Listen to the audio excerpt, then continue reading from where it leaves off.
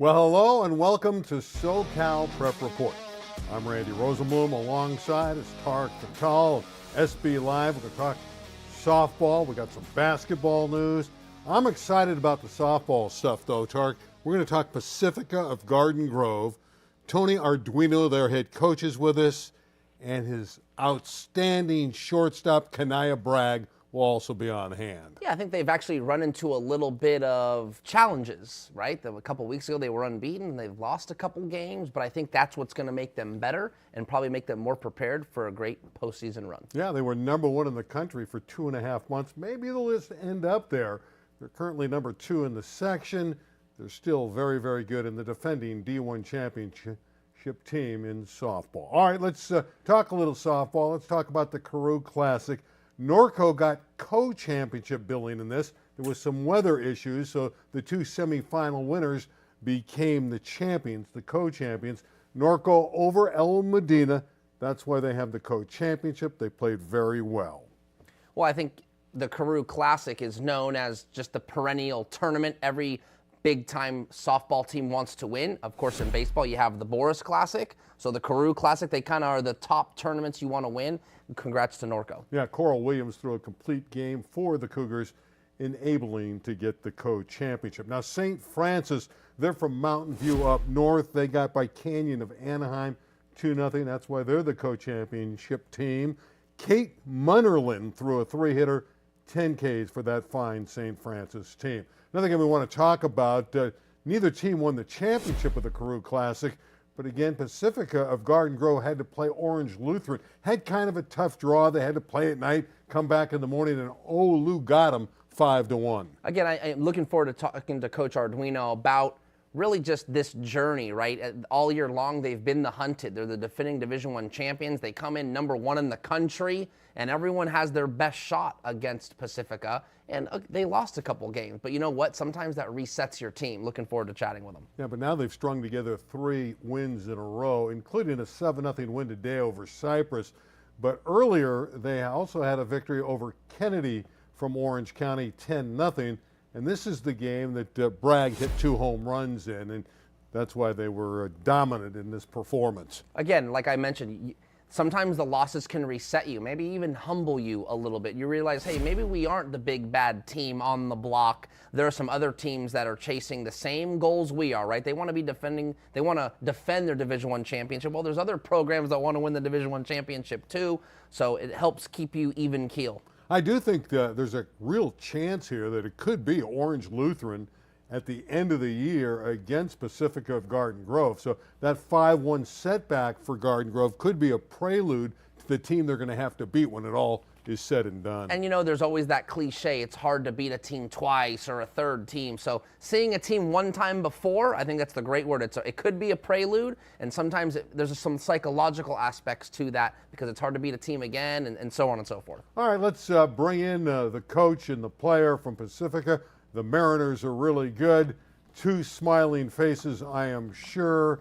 There they are. Tony is the coach. He's been there for 5 years. He's done a terrific job. Won the CIF championship last year. Kaniya is having another great year, hitting well over 300 with the 6 homers. Welcome to the program.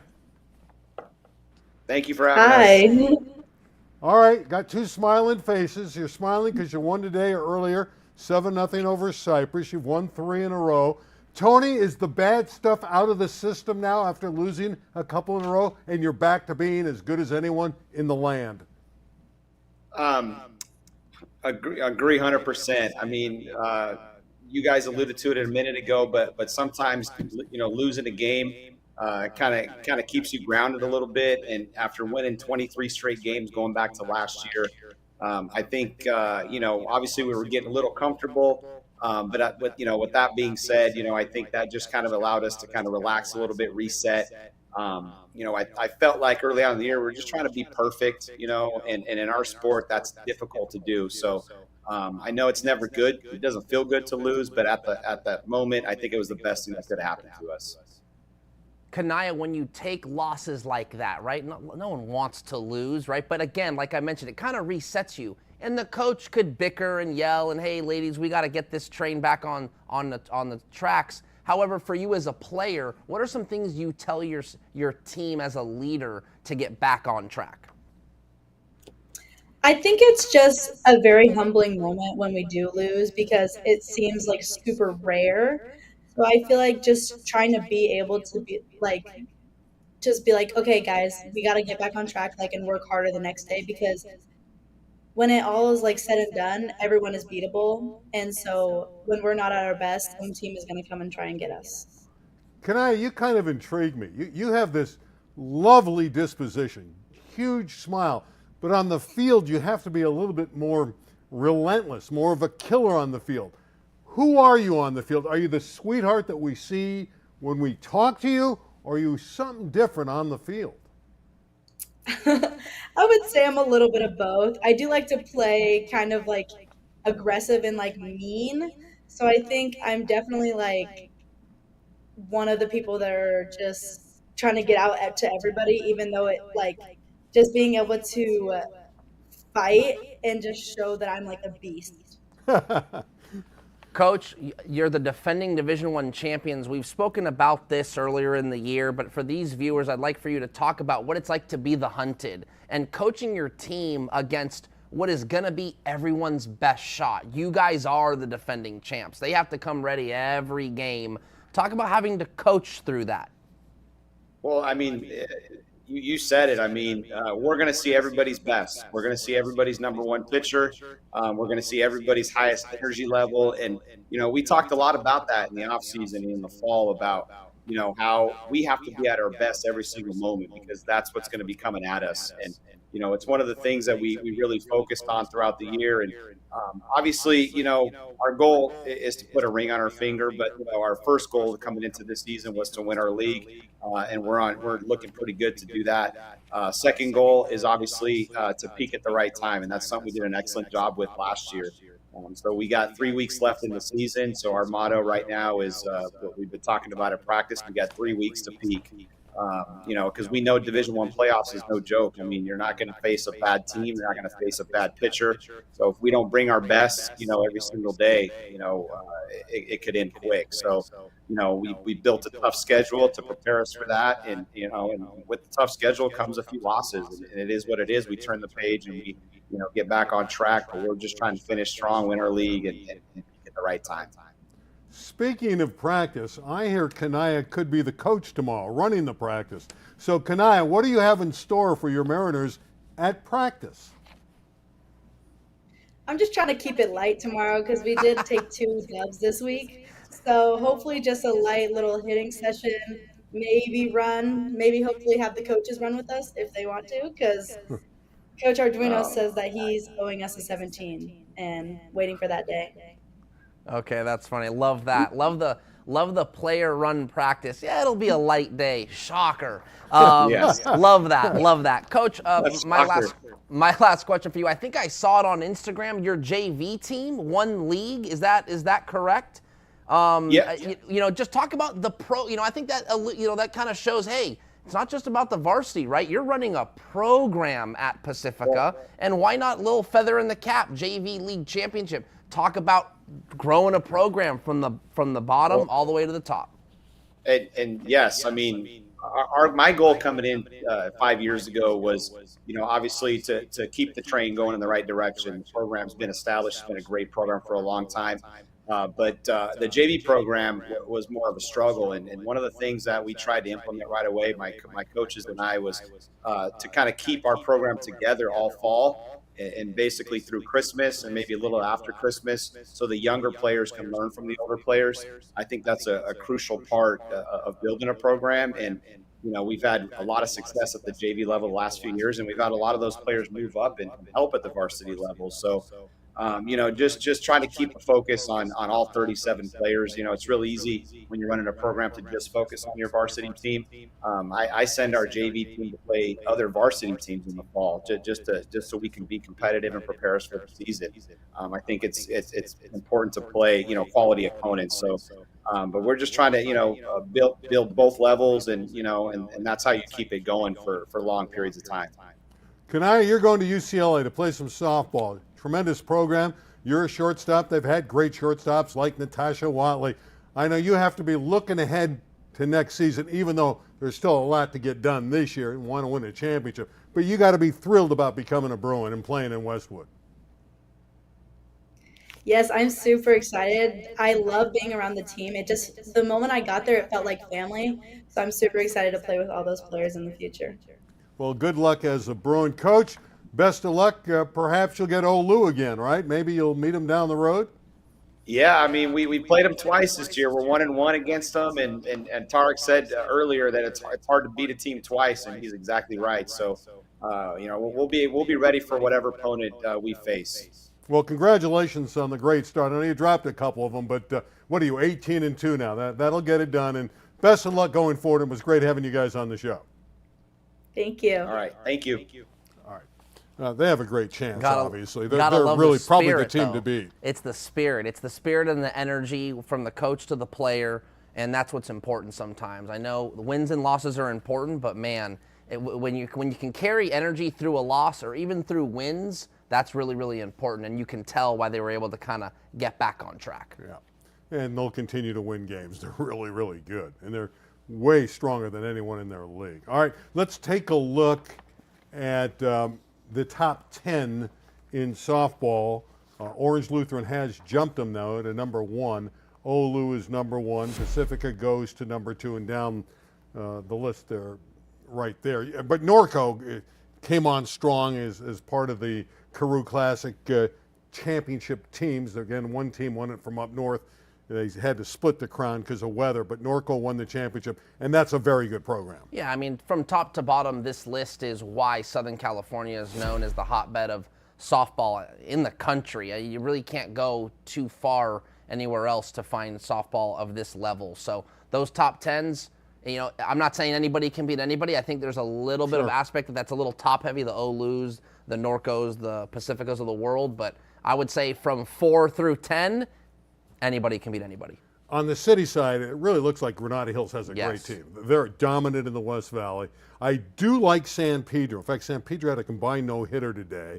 I think they're really good, but it's going to be tough to stop Granada Hills. Yeah, I think similar to how we saw the city section girls basketball, we kind of knew it was going to be a collision course between Westchester and, I'm drawing a blank, the girls basketball.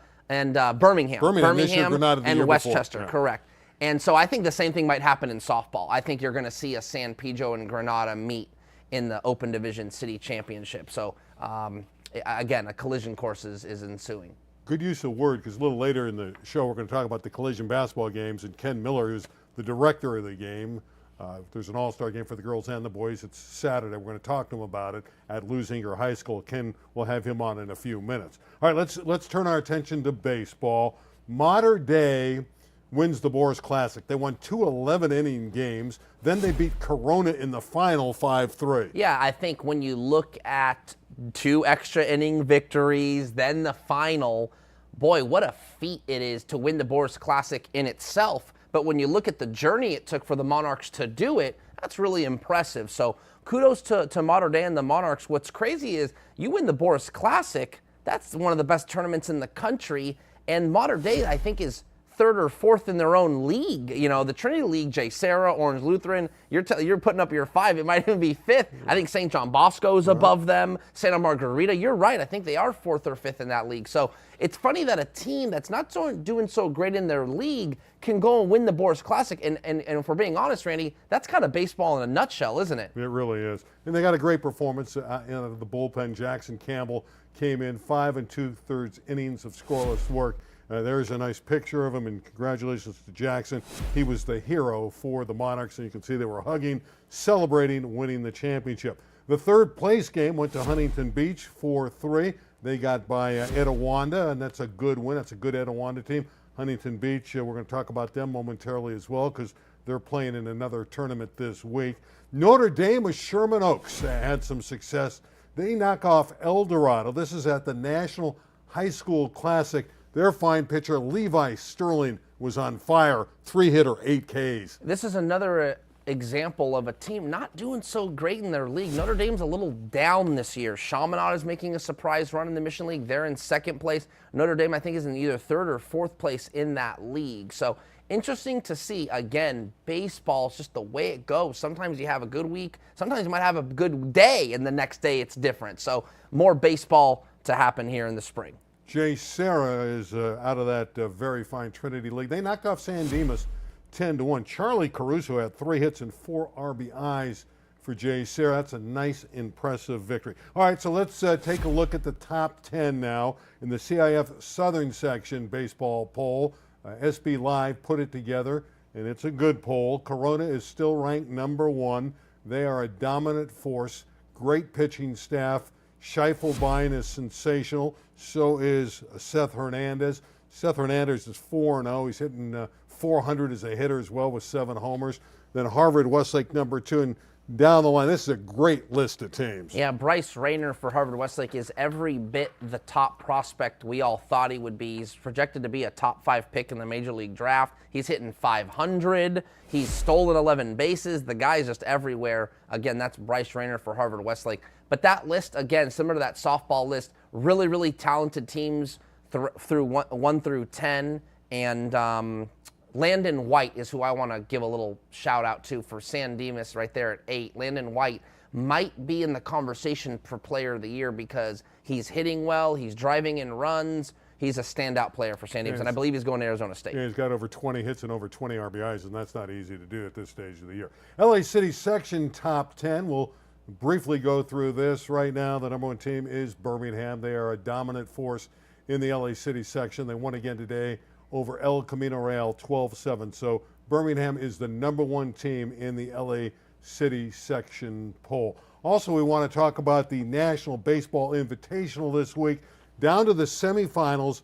This is in Gary, North Carolina, and we have Corona against Huntington Beach and Harvard Westlake against Orange Lutheran. The 4 schools from SoCal in the semis. Yeah, let's all fly out to North Carolina and have an all SoCal semifinal. That's basically what's happening. We're guaranteed to have an all Southern California final, obviously, because all 4 teams are from Southern California. So I do think it's ironic that they all fly out there to play a game they could play, in an hour drive. All these guys, it's kind of funny. Speaking of flying, we had a couple individuals who really flew at the Arcadia Invitational in track and field. Benjamin Harris, the freshman sprinter at Long Beach Poly, wins the 100. This guy can fly. Yeah, it was a wind-aided time. That is the best time in California, and Benjamin Harris has already broken the record, all-time record. So the 10.38 is the top mark for the season in the state of California. Again, wind-aided. However, he ran, I think, a 10.41 or something like that earlier in the year, also wind-aided. However, that time was the best time for a freshman in California state history. So it only tells you, man, what can this guy run when he's a junior, when he's a senior? Better times are to come, and generally when when runners are giving times like that at such a young age, it tells you, man, they could be future Olympians. Yeah, he is a tremendous star. And so is Chaparral's Keelan Wright. She wins the distaff side, the girls. And you can see her with the great speed. She's in the pink, and she's going to blow the field away. Yeah, Keelan Wright, she's now set the best season time for the 100 at 11.54. So she's basically the fastest girl in California right now with that time. By the way, Birmingham's Deshaun Banks, who's a great basketball player on Birmingham's team, went to the Open Division, didn't quite go all the way. I think they went to the quarterfinals. But Banks is a high jumper now, and he cleared 6'9" and won the Invitational there. And today, he went 6'11" at a meet at Taft in the Valley. This kid could win the state, and he just started to high jump. I was just going to say, I think it's his first season ever. Yeah. Maybe he dabbled with it last year, maybe. No, this is it. So there you go. So just goes to show you the raw athleticism, and if he's jumping that now and he really hones in on technique, it tells you he can jump even higher. If he's just using pure athleticism and feel, once you nail technique down in track and field with those events, you can get even higher. Ken Miller's the guy who really has put together a great doubleheader. It's going to be this Saturday. It's the Collision All-Star Basketball Affair. It's the 24th edition. He's had great stars over the years. It's going to be a wonderful event. Ken, welcome to the program. We appreciate it. I know this year it's special because it's a tribute to Kobe Bryant and his daughter. Yeah, I wanted to do this tribute to Kobe after he passed, but right after he passed, the whole world shut down for 2 years. So, having said that, look, this is an opportune time to do it. All of the uniforms, the color schemes are associated with Kobe Bryant, with the Lakers, black and white Laker uniforms, schemed uniforms for the boys, and gold and purple Lakers scheme uniforms for the girls, with a hint of pink, which pays homage to his daughter, who was also lost in that tragic crash incident. The uniform numbers for the boys' game are schemed after Kobe's last team that he played on and his last championship team that he played on. And so I explained all of this to the players who showed up for the 2 practices, the city section yesterday at Washington High School and King Drew Magnet, and the southern section at Lusinger High School today. And they were all locked in. They know that Kobe Bryant never, ever cheated the game of basketball, and they know what this represents. And they're pretty excited about it. And I look forward for a very, very exciting and competitive game on Saturday night. You know what I love about your event is it's the city against the southern section. A lot of these events, these all-star games, it's east against west, and they come up with some wild way to put teams together. But to me, it's always been, there's that natural built-in rivalry, the city against the southern section. Was that your philosophy when you put the game together, that was a natural rivalry?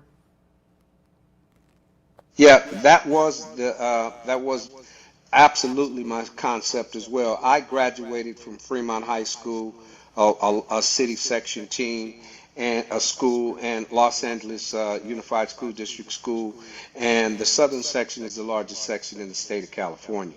And they genuinely have, a bevy of private schools and very strong public schools that have a lot of talent. And when you look at it on the surface of it, many would say the city's not going to have any chance against these schools, and it's been quite the contrary. The games have been competitive, although the girls' game, the southern section has won, I believe, 19 or 20 times. It's 23 somewhere in there, but they've been very, very competitive games. And the boys' southern section, they lead that series by 3 games. So 13 to 10.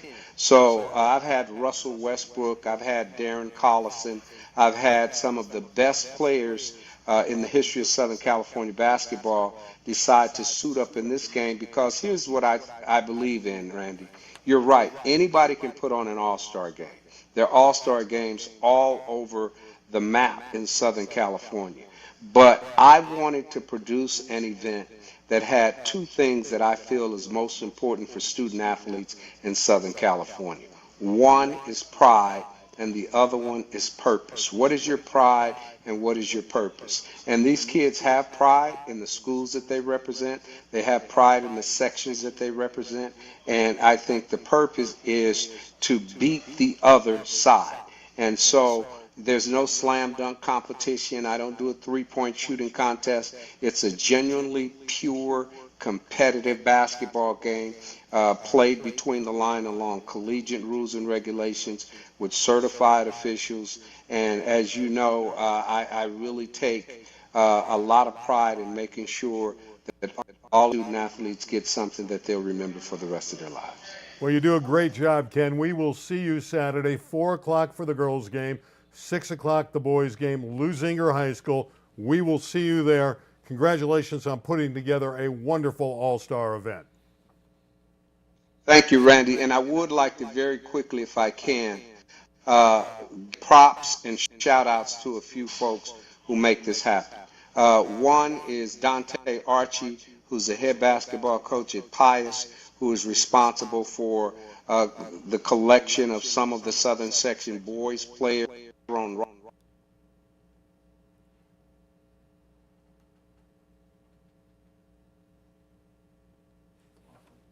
Well, we lost him, but he said it very well. It's a great event. Yeah, no, listen, I think when you talk about the rosters and the competitive nature of the game, like you said, 13-10 in the last 23 games, Southern Section with the slight edge. Yeah. But that tells you that these games are competitive. And if I'm not mistaken, I think Eric Freeney, who's Corona Centennial, going to UCLA, there's some headlining names in this game that should make it for a good draw. We just had the Battle of the Valley, another all-star game a couple of weeks ago. They had a boys and a girls game. The Battle of the Valley boys was won by the East, 116-102 over the West.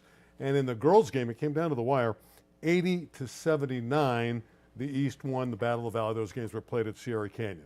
Do want to ask you about Trent Perry. Sure. When we were talking, we were assuming that he would probably bow out of his commitment to USC. He's the great player from Harvard-Westlake since the coach left, and there's coaching changes, and now they have a new coach in Musselman. Where is Perry going to end up? Do you have any ideas? So I don't know. He did decommit. Yeah, he did decommit from SC, and he's got 3 visits he can take. And he told me that he's going to make a decision in early May. So we're, a month out from his decision. I do know there are 3 schools highly interested in him that are kind of new in the mix since he's decommitted, and that's Alabama, Villanova, and Tennessee. And he's been on so many visits. He said, I can only take 3 visits. Well, I'm kind of thinking those are the 3 schools he's going to visit: Villanova, Tennessee, and Alabama. So could he end up at one of those? I don't know, but there's a bevy of schools on him. He's been to Colorado and UCLA, and he's visited all the local schools like LMU and stuff like that. But I kind of feel like maybe it might be one of those 3. Could it be? And last thing, USC is still an option. Musselman's a good coach. He could very well just end up with the Trojans. What about Isaiah Elohim? He was going to Arkansas. Musselman leaves. Does Elohim, who's now out of his Arkansas commitment, go to SC? I think he will. I think from what I'm hearing and my sources are telling me, he's just going to play for Musselman at SC. It's kind of a double whammy. Obviously, you follow your coach, so you're going to play for Eric Musselman, who you originally committed to, and you get to do it by staying home, playing for USC. A little baseball note here. I think this is fascinating. We all know who Max Muncy is. No, not the Dodger Max Muncy, the one that played at Thousand Oaks High School a couple years ago. Now, he's in AAA, and in AAA, he's playing for Las Vegas. Well, he played against Justin Verlander the other day. Oh, wow. He goes 3 for 4 with a home run, and if I look at his numbers here, he's hitting 360. Max Muncy has the same birthday as the other Max Muncy, exact same spelling, and he got 3 hits off of Verlander. Yeah, I actually had the pleasure of covering Max Muncy in high school. The Thousand Oaks one. Correct. And he was part of that Thousand Oaks team that broke all the Ventura County records. Jack Wilson, the infielder that played in the major leagues for forever. I think he was a 2004 All-Star, is their coach. I mean, it was like a star-studded team, the Lancers were. And they ended up winning the 2021 Division II championship. So when Mac Muncy got drafted, I think he was a first-round draft pick out of high school, and we knew he was going to go, and we all knew he'd be special, and here he is. Jessica Rose is special. She's from Birmingham. She was the flag football player of the year in the LA City section. Led the Patriots to an undefeated championship first season, first time they ever had flag football in the city. She has won a nice award. The National Football Foundation and the College Hall of Fame have given her award for excellence. Yeah, that's fantastic. She is, she's been wonderful her whole high school career. She's got a great smile and a great spirit about her, but she's a great athlete. She's been a very good softball player for all 3, now into her 4th year. She takes on flag football, and they go on to win the whole thing. Where were you when the eclipse happened? We're gonna show some video here. Our guy Larry, our producer, Larry and Gio are really into weather. Gio helps out with Larry here. And Larry went to Texas and shot the eclipse, total eclipse, totality. It scares me when I hear totality. I mean, but there it is. Larry shot this. That's great. You can see the sun. Does sun block out the moon, or the moon blocks out the sun? We'll talk about that in a second. But yeah, I mean, this is a great shot, and kudos to Larry for getting it and for making the trek. This is shot in Texas, by the way. I don't know if we mentioned that. Yeah. So clearly this wasn't in LA, because I remember everyone was very disappointed here in LA because they didn't get this kind of. So this is the correct term for this is totality. Totality. Yeah, that Los Angeles did not experience that. So very cool that other parts of the country were able to experience that, and Larry got to capture it. It really is cool, but it looks like someone didn't pay the power bill. Yeah, that tends to happen. But you're right. I get confused on the lunar eclipse and the solar eclipse because I don't know, does the sun block out the moon, but the other one is the moon blocks out the sun? We're done. We blocked out the show. That's Yeah. it. I just know Eclipse. that this was a solar We're eclipse. going to darkness right now in the Solar television eclipse. world. So this is the moon blocking out the sun. For Eric, for Oh, Tarek, wow.